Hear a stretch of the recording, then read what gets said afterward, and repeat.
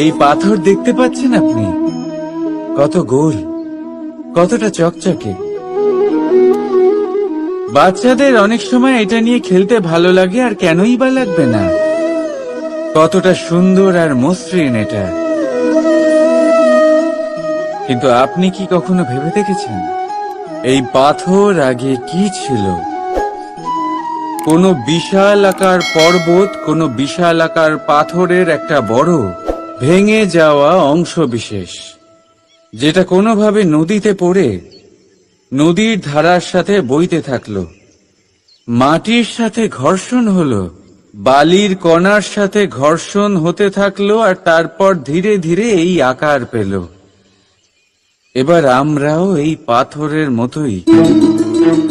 তাই মনে রাখবেন, আপনার ব্যক্তিত্ব, আপনার এই স্বরূপ ঈশ্বরের দেওয়া কখনোই নয়। হ্যাঁ, প্রকৃতি অবশ্যই আপনাকে জন্ম দিয়েছেন, কিন্তু আপনি নিজে নিজের ব্যক্তিত্বের রচয়িতা। আর আপনি তা রচনা করেন কঠিন পরিস্থিতির মুখোমুখি হয়ে, সংকটের ধারা পার করে। তাই আপনিও এই পাথরের মতো নিরন্তর চেষ্টা করতে থাকুন। নিজের অস্তিত্ব বজায় রাখুন, এই অস্তিত্বকে মহান করতে থাকুন, আর আমার সাথে ভালোবেসে বলুন, রাধা রাধা। দেখতে গেলে এই সংসার বড়ই সুন্দর, কিন্তু আসল সত্যি এটাই যে সংসারে সবকিছু নশ্বর।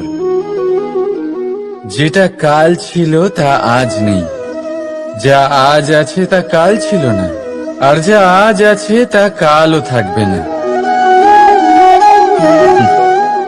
প্রত্যেক মানুষকেই যথাসময়ে কালের কাছে মাথা নত করতে হয়। এই রূপের বিনাশ করে বার্ধক্য, প্রাণের বিনাশ করে মৃত্যু, আলস্য, ঈর্ষা ধর্মের বিনাশ করে, আর ক্রোধ বিনাশ করে সম্পর্কের। কিন্তু এরকম একটা অনুভূতি আছে যা একাই সমস্ত গুণ বিনাশ করতে সক্ষম হয়, আর সেটা হলো অহংকার।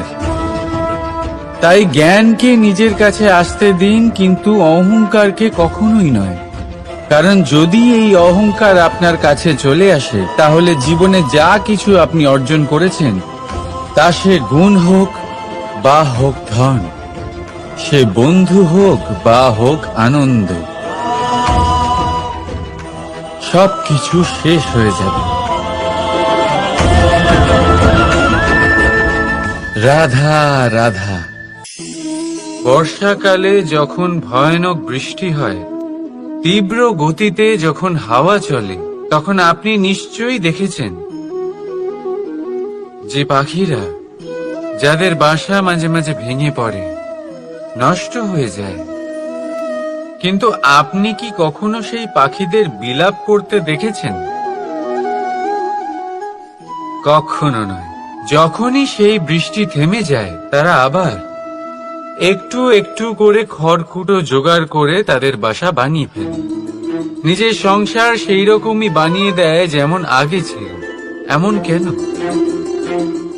কারণ এই ঝড়ের তাণ্ডবের সাথে সেই পাখিদের কোনো বোঝাপড়া করারই নেই।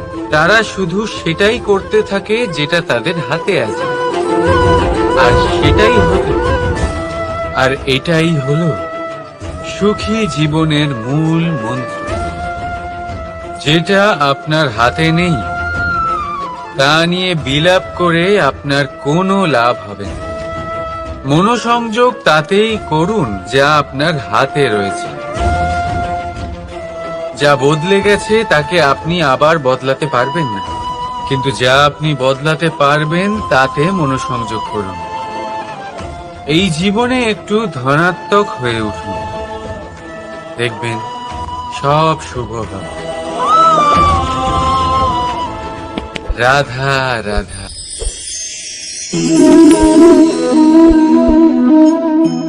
ছোটবেলায় একটা জিনিস আমি কখনো বুঝে উঠতে পারিনি।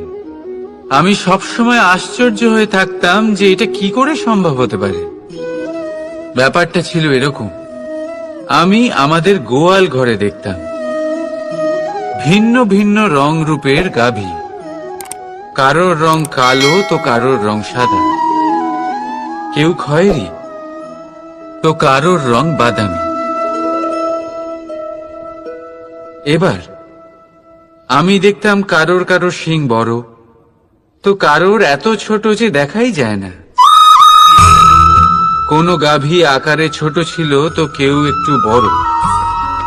কিন্তু যখন সেই সব গাভী দুধ দিত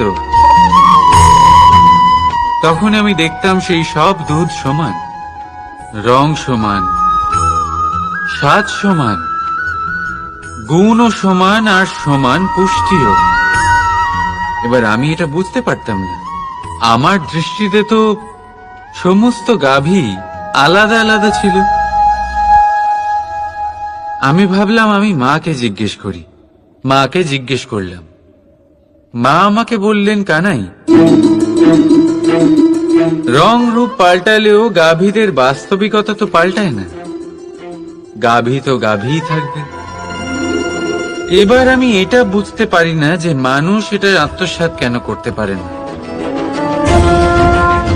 দেখুন, রং, রূপ, জাত, ধর্ম, ভাষা, এই সবের উপরে হলো মনুষ্যত্ব।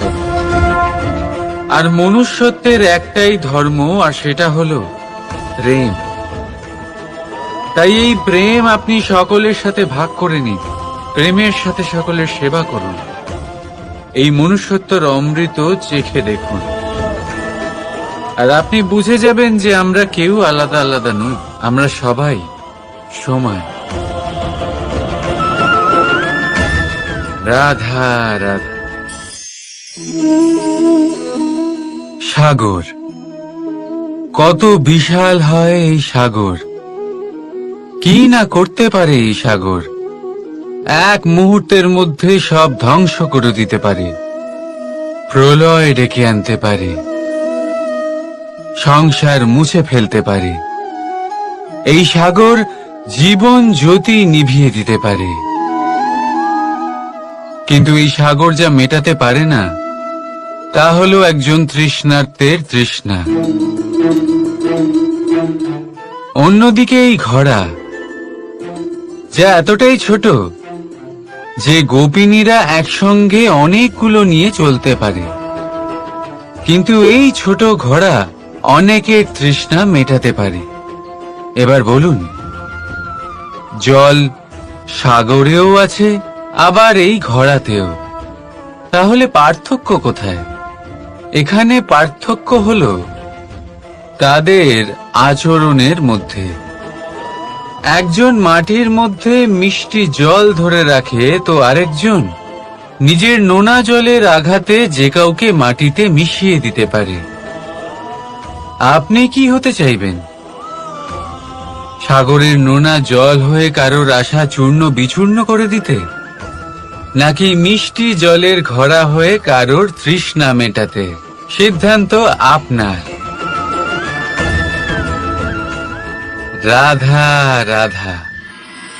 কতবার এমন হয়, আপনি কোনো কাজ করার জন্য কাউকে দায়িত্ব দেন, কিন্তু সেই ব্যক্তি সেই কাজ সম্পন্ন করতে পারে না, অসম্পূর্ণ রেখে দেয়, অথবা ঠিকভাবে করতে পারে না।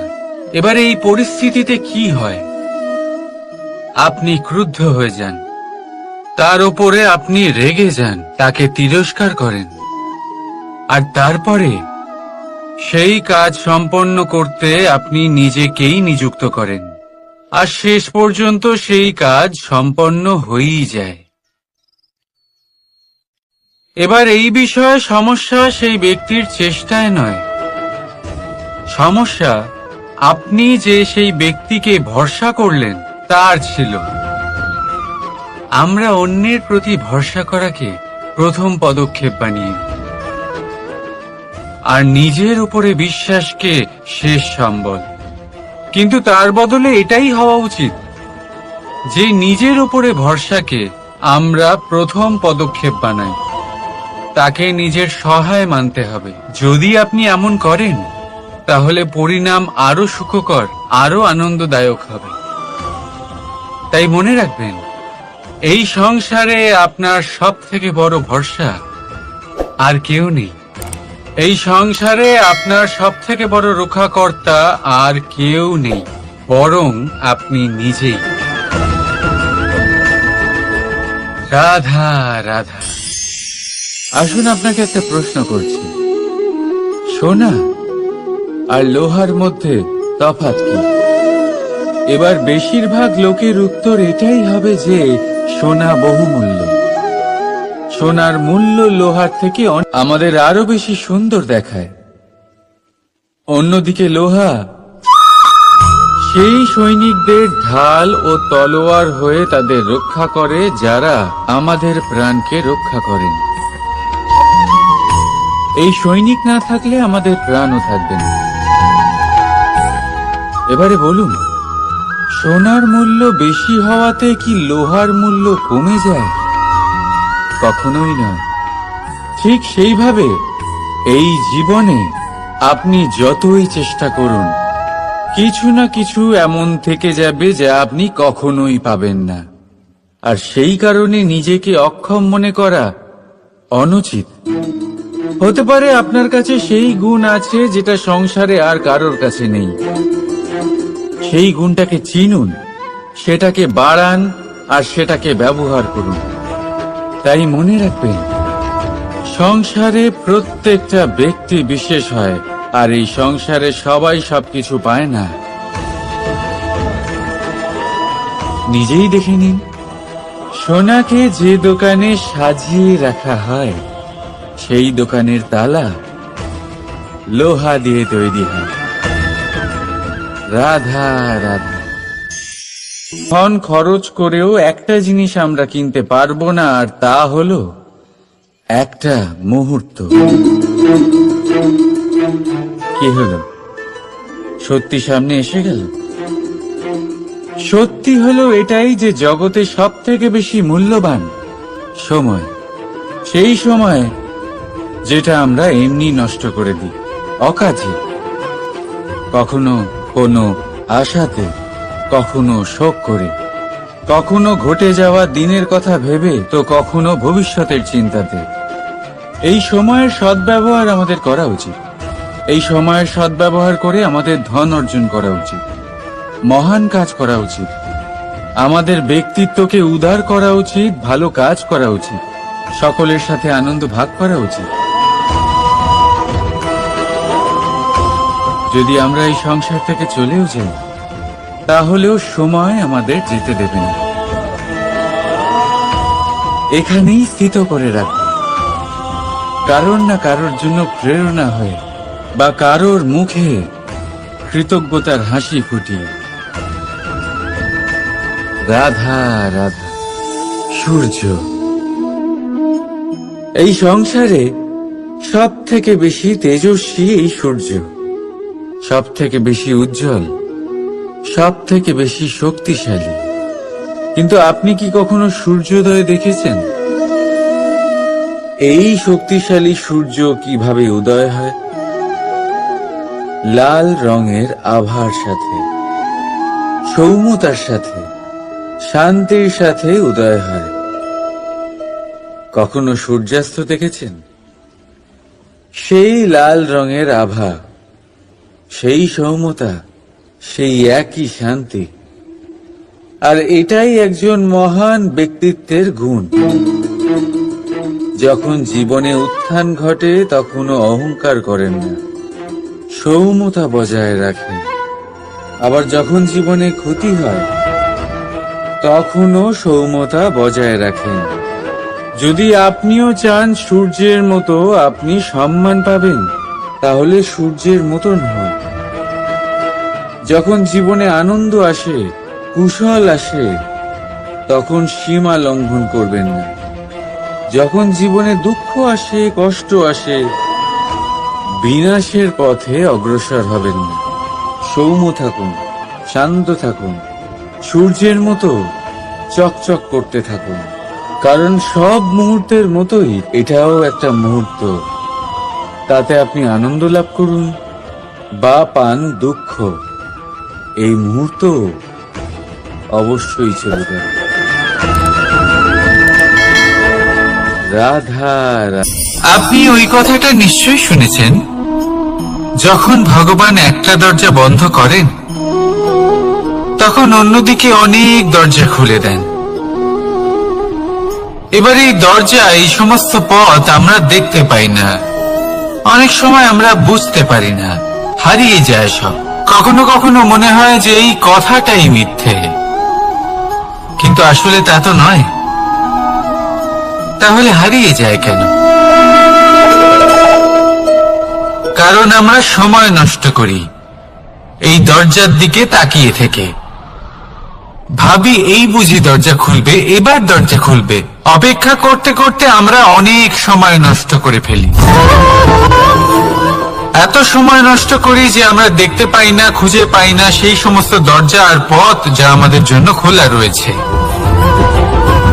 যদি খুঁজেই না পাই তাহলে তা ব্যবহার করব কি করে? মনে রাখুন, ভগবান সব সময় আমাদের সাথে রয়েছেন, আমাদের সাহায্য করছেন। এই পথ সব সময় আছে, সর্বত্র আছে। দরকার রয়েছে শুধুমাত্র দৃষ্টির, দৃষ্টিভঙ্গি এবং ভাবনার। এই দৃষ্টিকে বিস্তৃত করুন, এই দৃষ্টিভঙ্গিকে ধন্যাত্মক করে তুলুন, আর এই ভাবনা, এর সীমা একটু বাড়িয়ে তুলুন। তারপর দেখবেন সব খুঁজে পাবেন। আসলে কি, এই যে ঈশ্বর, এই যে পরমাত্মা, তা আমাদের সাথে রয়েছে, আমাদের মনের মধ্যে রয়েছে। যিনি তাকে মন থেকে চাইবেন তিনি তাকে মনের মধ্যে অবশ্যই খুঁজে পাবেন। যদি উনি মন থেকে চান পথ খুঁজে পেতে, তাহলে তিনি অবশ্যই পথ খুঁজে পাবেন। তাহলে আসুন আমার সাথে ভালোবেসে বলুন, রাধা রাধা। ধর্ম। আমরা সকলে ধর্মের বিষয়ে কথা বলি, কখনো নিজের ধর্মের বিষয়, আর কখনো অন্যের ধর্মের বিষয়ে। কখনো আমরা অধর্ম দেখলে সেই বিষয়ে কথা বলি। অনেক রকম আলোচনা হয়, কিন্তু এই ধর্ম আসলে কি, সেটা কি কেউ বোঝে? যদি আমি আপনাকে উত্তর দিই, এই উত্তর সরল। ধর্ম হলো তাই যা মানুষকে অন্য মানুষের সাথে, সমস্ত বিশ্ব সংসারের সাথে আনন্দ সহকারে বাঁচতে শেখায়। সেই জন্য আপনি যদি কখনো কোনো ধর্মীয় স্থানে যান, সেই ধর্মীয় স্থানে গিয়ে আপনার শান্তির অনুভূতি হয়, তাই না? কিন্তু দেখুন, ধর্মের জ্ঞান থাকলেই সেই মানুষ ধর্মের পথে চলতে পারবে এমন কোনো কথা নেই। অনেক সময় সম্পর্কে যখন সংঘর্ষ বেড়ে যায়, তখন ইচ্ছের জন্ম হয়, ক্রোধের জন্ম হয়, অহংকারের জন্ম হয়, আর তারপর বিনাশ হয়ে যায় এই ধর্মের। সেই জন্য দ্বিতীয় সব থেকে গুরুত্বপূর্ণ গুণ যা আমার সারথীর মধ্যে থাকা উচিত, তা হলো ধর্মবীর হওয়া। এবার দেখতে হবে সেটাই যে কে হবে সেই ব্যক্তি যিনি এই স্বয়ম্বরে নিজের ধর্মে অটল থাকবেন।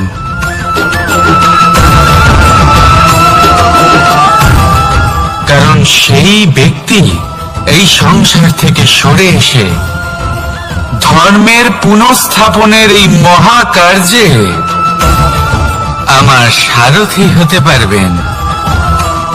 তাহলে আসুন আমার সাথে ভালোবেসে বলুন, রাধা রাধা। কর্ম, ধর্ম, জ্ঞান,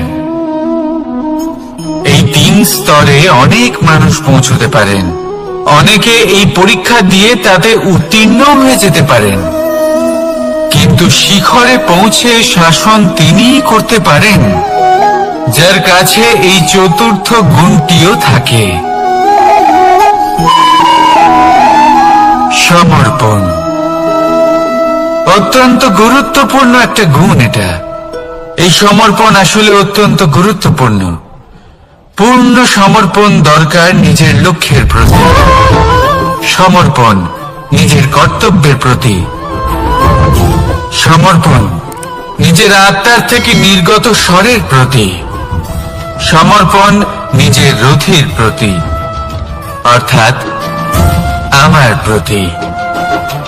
এবার এই পরীক্ষায় অত্যন্ত কঠিন এক বাঁক আসতে চলেছে, যেখানে সারথীকে সমর্পণের নিরিখে পরীক্ষা করা হবে, আর তাতে উত্তীর্ণ হওয়ার পরেই তার হাতে ধর্ম স্থাপনের রথের রাশ তুলে দেওয়া হবে। দেখা যাক কি হয়। ততক্ষণ আপনি প্রসন্ন থাকুন আর আমার সাথে ভালোবেসে বলুন, রাধা রাধা। মাকড়সারা ভীষণ পরিশ্রম করে এটা তৈরি করে, নিজের শরীরের রস দিয়ে এই জাল বনে। আপনি কি এটার উদ্দেশ্য জানেন? আসলে মাকড়সা এই জালে ছোট কীটপতঙ্গ ধরে তাদেরকে খাদ্যরূপে গ্রহণ করে। কিন্তু আপনি কি এই কথা জানেন যে একদিন মাকড়সা নিজেই নিজের জালে জড়িয়ে মৃত্যুবরণ করে থাকে? বলুন, কি করেন আপনি এই জাল দেখতে পেলে? দেখতে পেলেই মুছে ফেলেন এর অস্তিত্ব, তাই না? তেমনি অন্যদিকে পাখির বাসা, পাখিরাও ভীষণ পরিশ্রম করে এটা তৈরি করে। কিন্তু যদি পাখি একদিন এটা ছেড়ে চলে যায়, তাহলেও লোকে এটা নষ্ট করে দেয় না। কারণটা কি? এর কারণ হলো এর নির্মাণ জীবন সঞ্চারের জন্য করা হয়েছিল, নষ্ট করার জন্য নয়। তাই মনে রাখবেন, জীবনে আপনার পরিশ্রম যতই বেশি হোক না কেন, যদি আপনার লক্ষ্য শুভ না হয়, তাহলে আপনারও বিনাশ নিশ্চিত। তাই সৃজন করতেই থাকুন আর মুগ্ধ হয়ে বলুন, রাধা রাধা।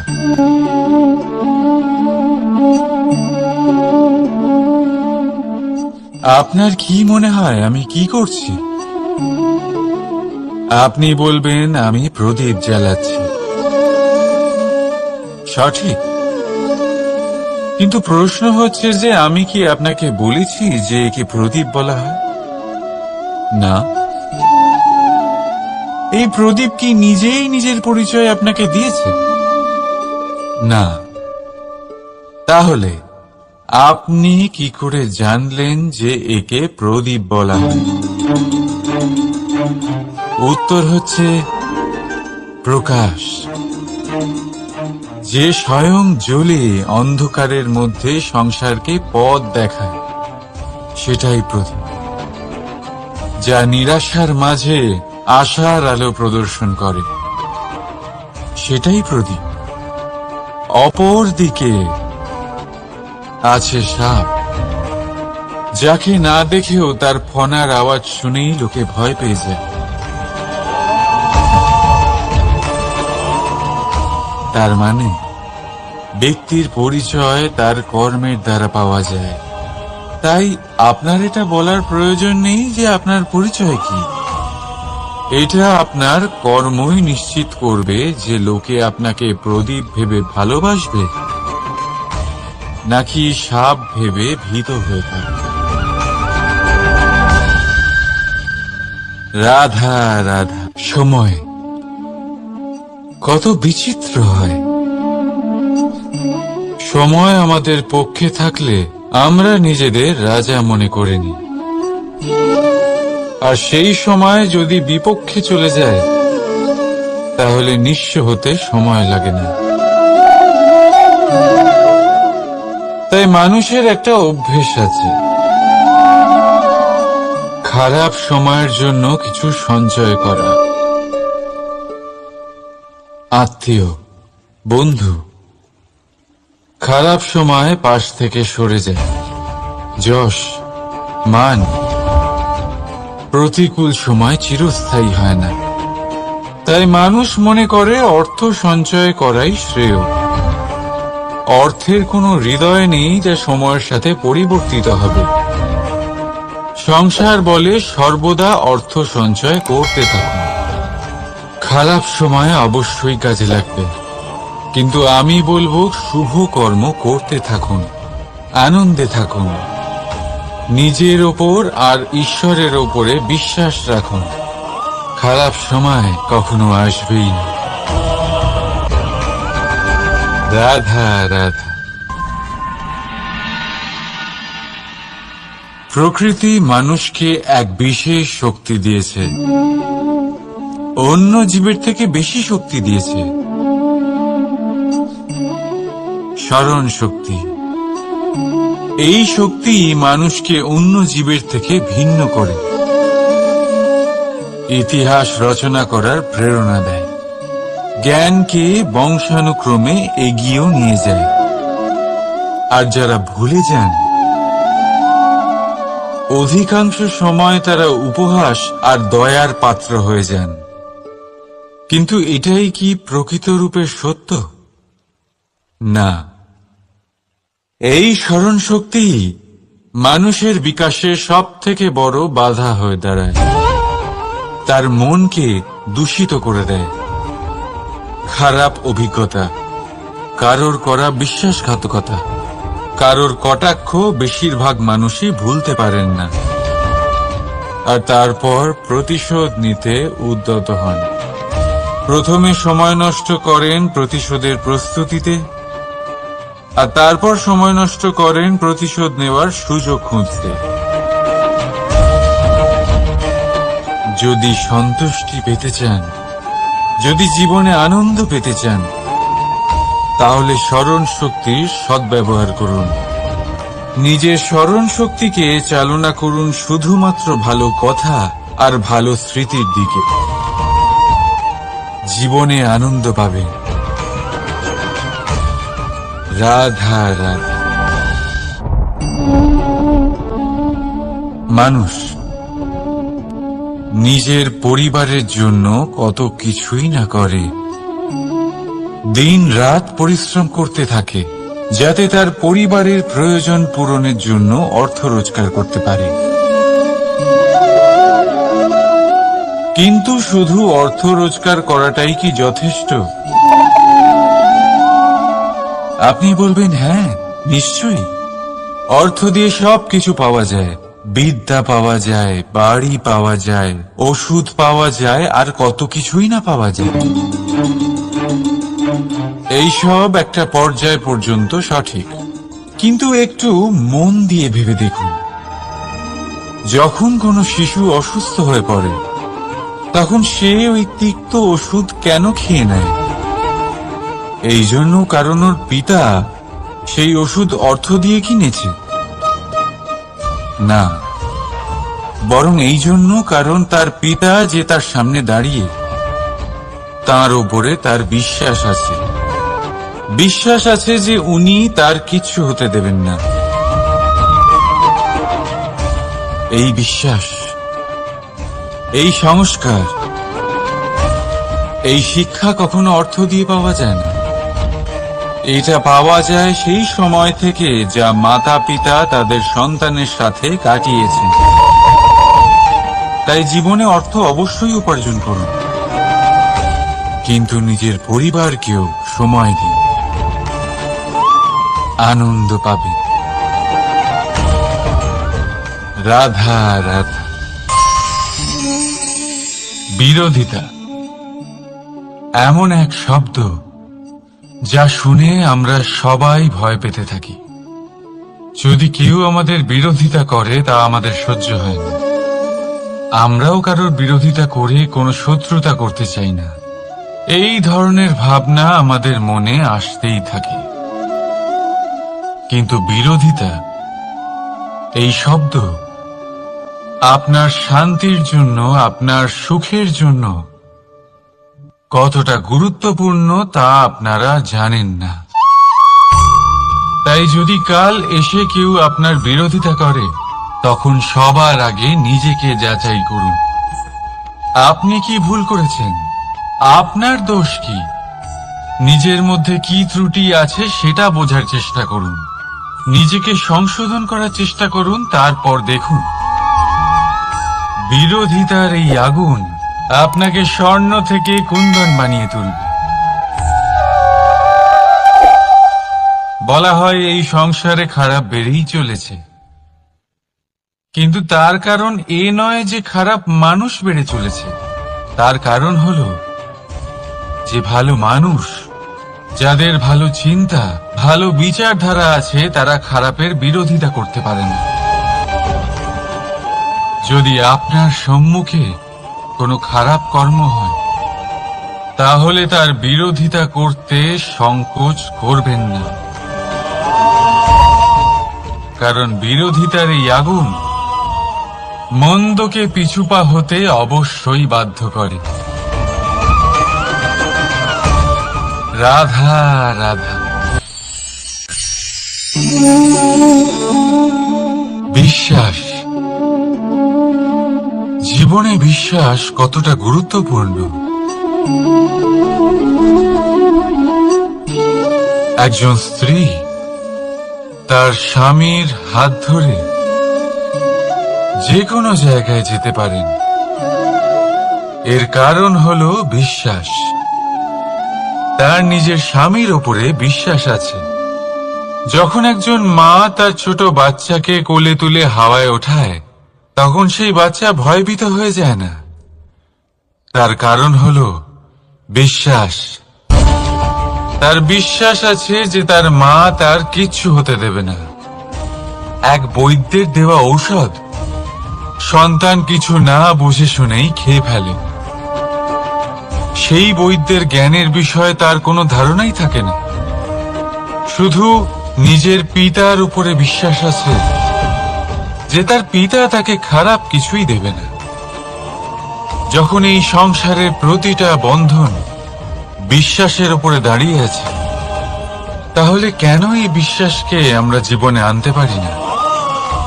আপনি নিজেই দেখুন, এই বিশ্বাস নিজের জীবনে এনে দেখুন, সবকিছু আরো সুন্দর হয়ে যাবে।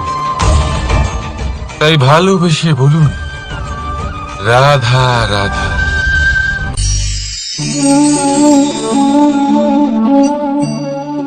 অহংকার, এই শব্দটা সবাই শুনেছেন। বহু মানুষকে আপনি এটা বলতে শুনেছেন যে ওই ব্যক্তির অহংকার আছে, ওই মানুষটির ক্ষমতার অহংকার আছে, ওই ব্যক্তির নিজের রূপ নিয়ে অহংকার আছে, ওই ব্যক্তির নিজের অর্থের অহংকার আছে, ইত্যাদি ইত্যাদি। কিন্তু এই অহংকার, এর অস্তিত্ব হয় কি করে? এবারে একবার এই হাতটা দেখুন। যদি এই হাতের 5 আঙ্গুল উঠে দাঁড়ায়, আশীর্বাদ। আর যদি এই হাতের 5টা আঙ্গুল একসাথে মুঠো হয়ে যায়, শক্তি, সংকটের বিরুদ্ধে ঢাল। কিন্তু এই একটা আঙ্গুল সংকটের কারণ হয়ে দাঁড়াতে পারে। এই একটা আঙ্গুল শত্রুকে আহ্বান জানায়। এবার অহংকার বলে এই শব্দটাই দেখে নিন। আমাদের থেকে আলাদা হয়ে গেলে হয় অহং। অহং অর্থাৎ ব্যক্তির মনে হয় যে সে আপনদের থেকে, নিজের বন্ধুদের এবং সঙ্গীদের থেকে, নিজের পরিবারের থেকে অনেক উপরে, অনেক শ্রেষ্ঠতর সে। কিন্তু মনে রাখবেন, এই অহংকার কোন ব্যক্তির অস্তিত্বের বিনাশের প্রথম ধাপ। তাই ঝেড়ে ফেলে দিন এই অহংকারকে, আর বিশ্বাস করুন আমাদের ওপর, কারণ তখনই আপনি শান্তি পাবেন, আর সেই শান্তির সাথে বলে উঠবেন, রাধা রাধা।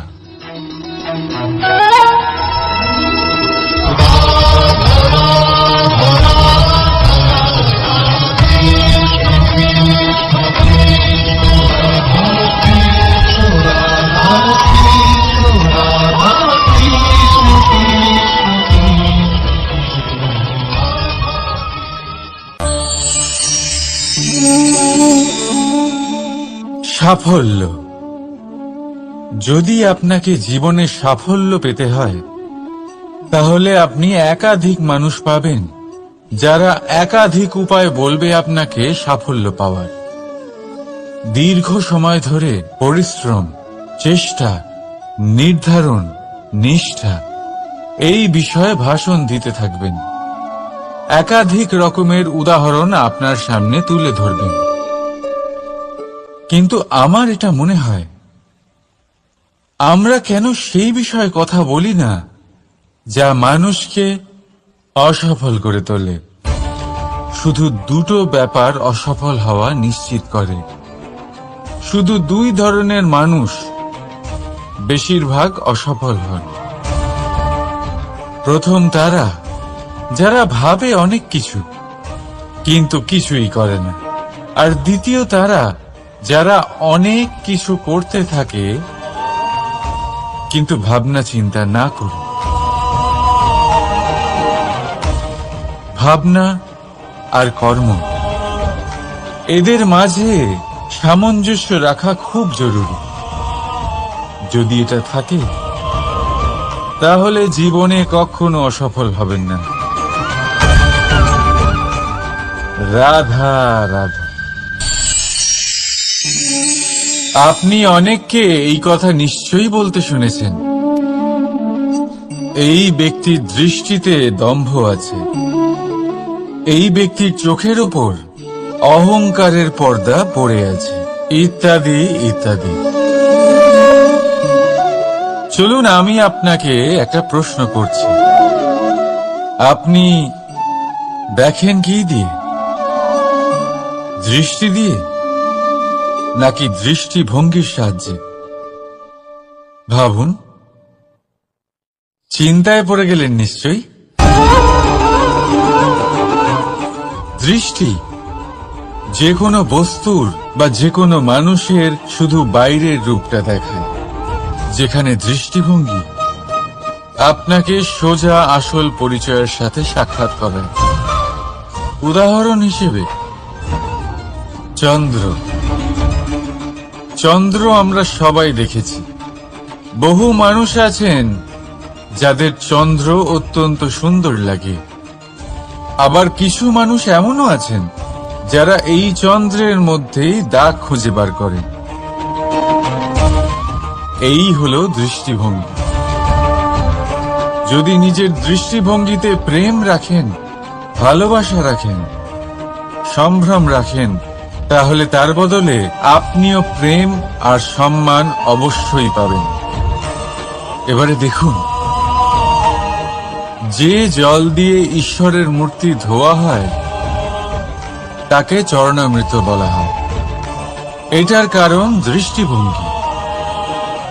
এখন আপনি পাথরকে ভগবান ভেবে পুজো করবেন, নাকি ভগবানকে পাথর ভেবে পরিত্যাগ করবেন? সিদ্ধান্ত আপনার, কিন্তু এই সিদ্ধান্ত নির্ভর করে আপনার দৃষ্টিভঙ্গির ওপর। তাই নিজের দৃষ্টিভঙ্গি শুভ রাখুন, নিজের দৃষ্টিভঙ্গিতে ভালোবাসা রাখুন, আর আনন্দে বলুন, রাধা রাধা।